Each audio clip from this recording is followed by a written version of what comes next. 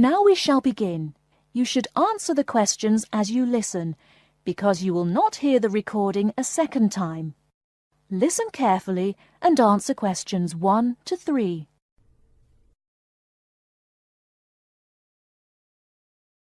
Many of you already have a reasonably firm idea of the general subject area you wish to study.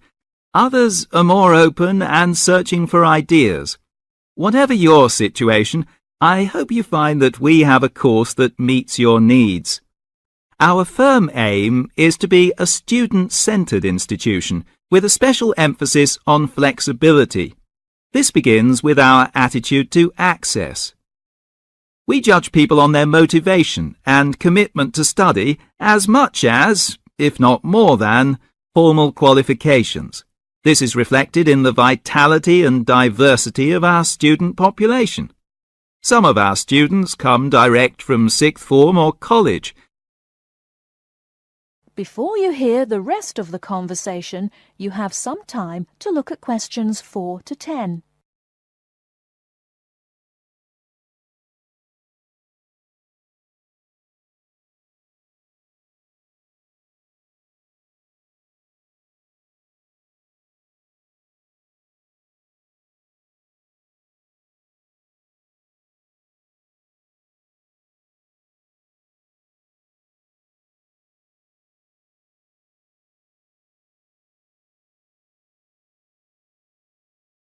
Now listen and answer questions 4 to 10.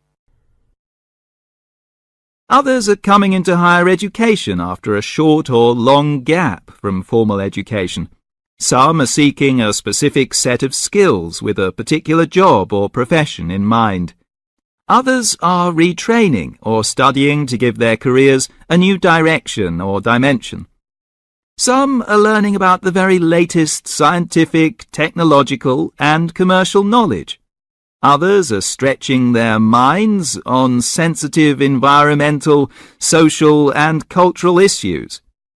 Even a casual observation of the mix of our student body indicates that we're close to our aim of being a polytechnic for the whole community. To meet our students' needs, we have 500 academic and a further 500 support staff committed to good quality teaching, high standards, and sensitive and sympathetic student care. We have probably the longest experience of understanding and dealing with the differing needs of a diverse student population. I hope you'll find a suitable course at the Polytechnic College. If you want to come to the college and we consider you suitable, we'll do our best to find you a place. And when you're here, we'll work hard to make your experience enjoyable, stimulating, and educationally rewarding. That is the end of part 1. You now have half a minute to check your answers.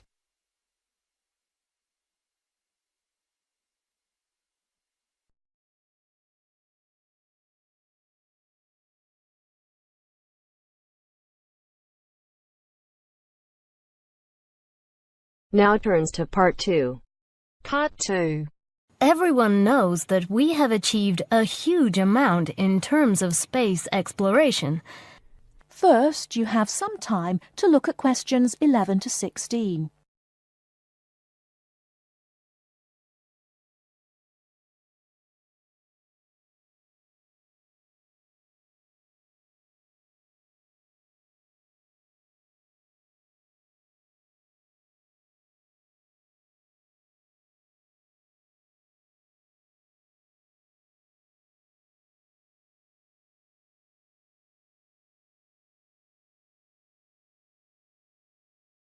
Now, listen carefully and answer questions 11 to 16.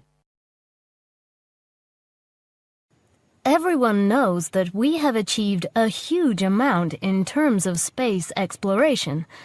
The space race between ourselves and Russia went on for nearly 20 years, but we were the first to land a man on the moon. At that time, the space race was very close, and the Russians very nearly got to the moon before us. For me, the most exciting invention, and the invention that really showed we were ahead in the space race, was the reusable space shuttle. It was first successful in 1981 and has since been used on many missions.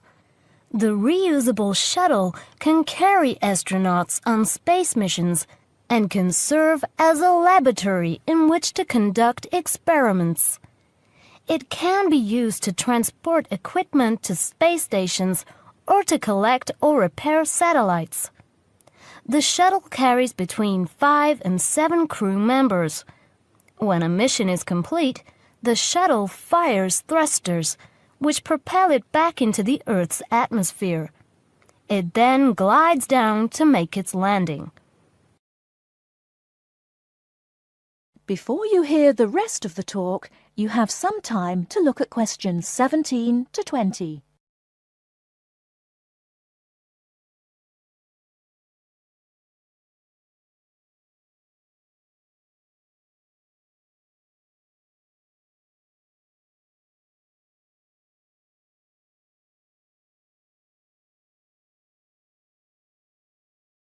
Now listen and answer questions 17 to 20. Although the remains of very early ovens have been found in many parts of the world, it was here that they were first used frequently in people's homes. In ancient Greece and in other parts of Europe and Turkey, people used ovens to bake bread. But it seems there was only one large oven that everyone shared. Here the remains of villages from 5,000 years ago show that each mud brick house was constructed with an oven, and that baking bread and perhaps cooking meat was very common. The ovens were made of clay and shaped like a beehive. Inside they had shelves, so that a number of loaves could be cooked together, and an opening at the bottom from which ash could be removed. That is the end of part 2. You now have half a minute to check your answers.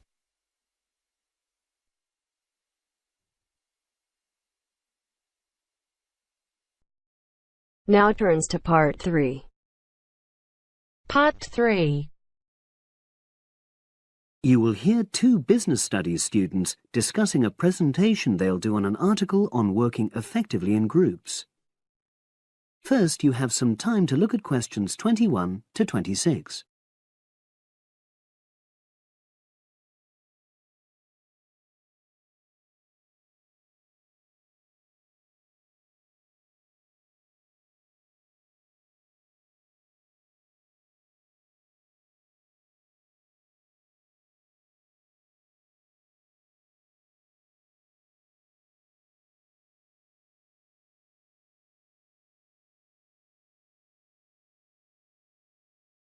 Now listen and answer questions 21 to 26.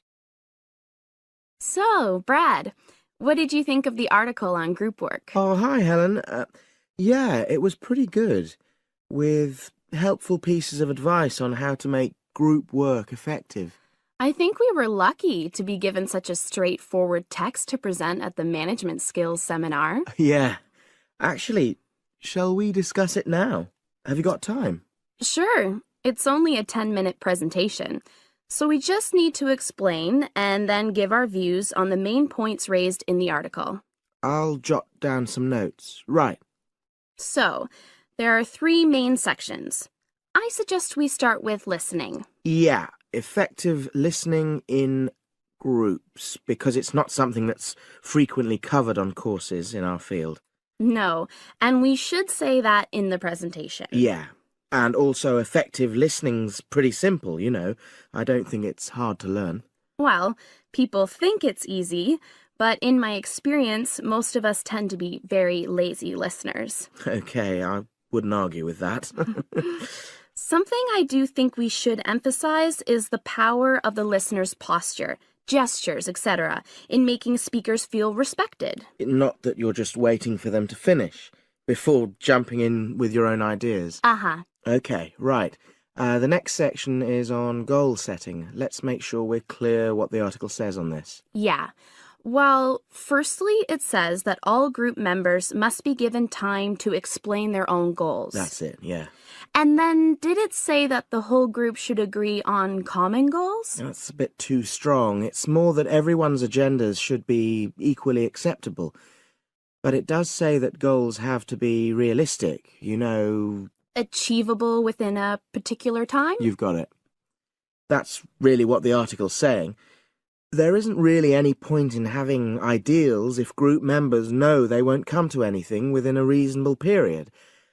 So, I think a summary covering those points will be enough for that part of the presentation, don't you? Yeah.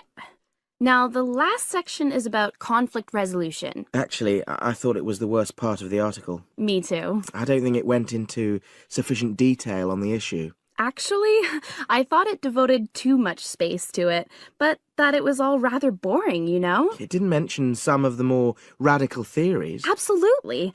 I found that really irritating. Right, and also I think it could have said more about conflict sometimes being healthy in groups. Absolutely.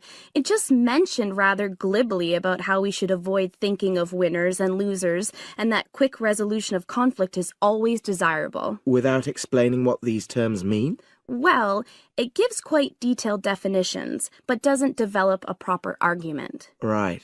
So, for the presentation, I think we just give some definitions and then explain what we felt were the weaknesses in the article's treatment of conflict resolution. Yeah, good. Now you have some time to look at questions 27 to 30.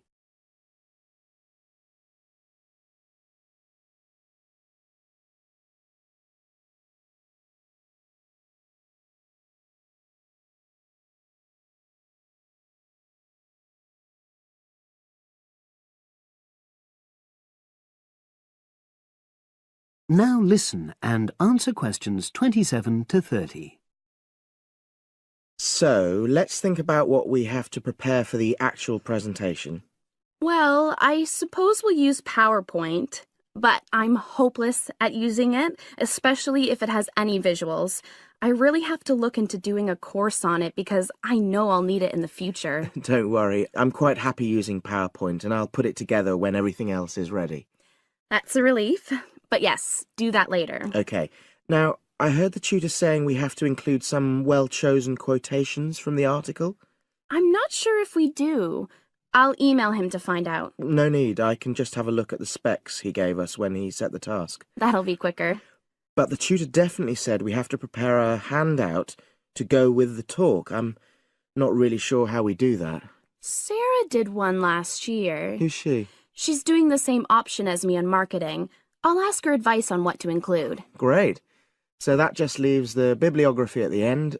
I suppose it'll mainly be articles. Yeah. So we'll just look on the web, and we can leave that till later. But we've been advised against that. Well, we could have a look through some journals in the library. I think we should start by looking through module handbooks. I think that'll give us some good leads. Yeah, you're probably right. So that's all the topics.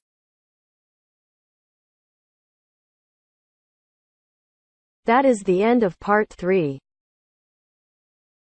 You now have half a minute to check your answers.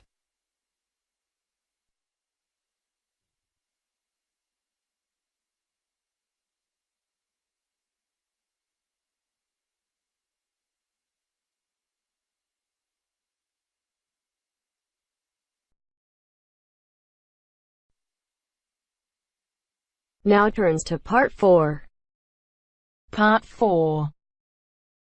You are going to hear some facts and figures about Australia. First, you have some time to look at questions 31 to 40.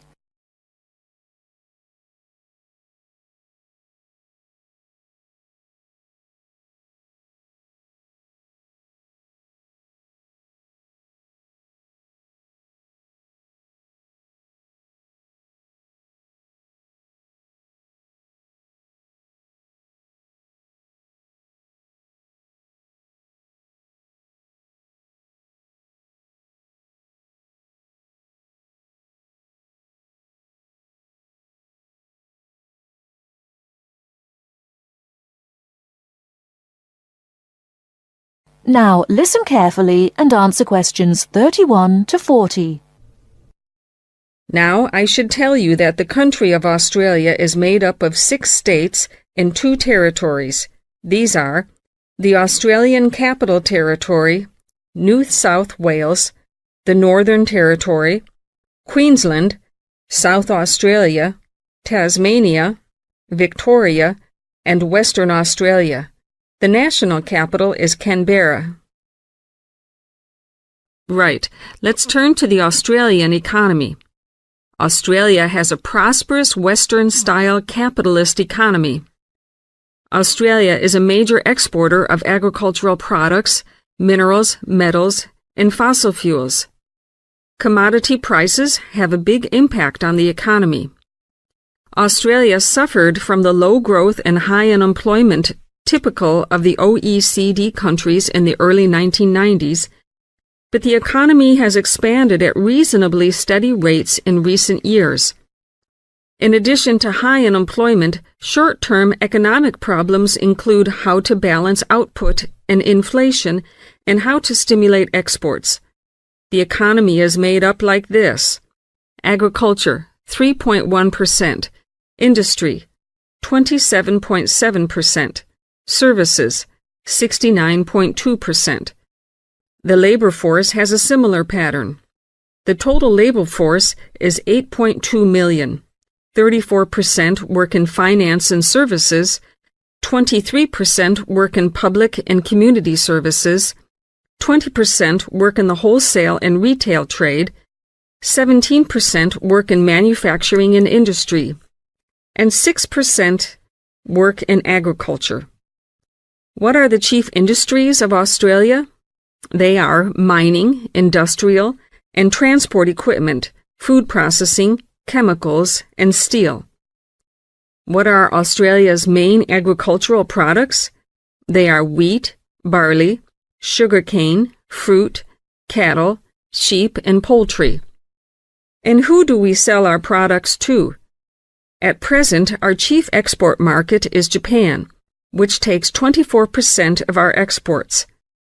After that, South Korea takes 8%, and New Zealand and the U.S. each take 7%. In years to come, however, we expect China to become a significant trade partner. China already supplies 5% of Australia's imports. This is the same amount as New Zealand.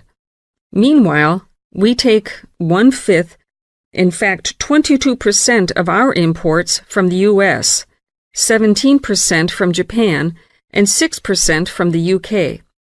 So what sort of things does Australia import? Well, we import a lot of machinery and transport equipment, especially computers and office machines, also telecommunications equipment, and in addition we have to import oil and petroleum products. So let's move to the subject of communications in Australia. We have an estimated 8.7 million telephones and 9.2 million televisions. There are some 134 television broadcast stations and 325 radio stations. The related subject of transport is naturally very important in such a big country as Australia. Let's look at highways first. There are 2 kinds of highways, paved and unpaved. Paved highways are regular roads with a permanent surface. But actually, we have more unpaved highways, around 60%, than paved, when all the country roads are included. In addition, Australia has a railway network of over 38,000 kilometers. But you'll probably find it hard to believe how many airports we've got. 10? 20? 50? No, the total is 443. Of course, this includes many short runways on farms and in the outback. There are only 9 airports with runways of more than 3,000 meters.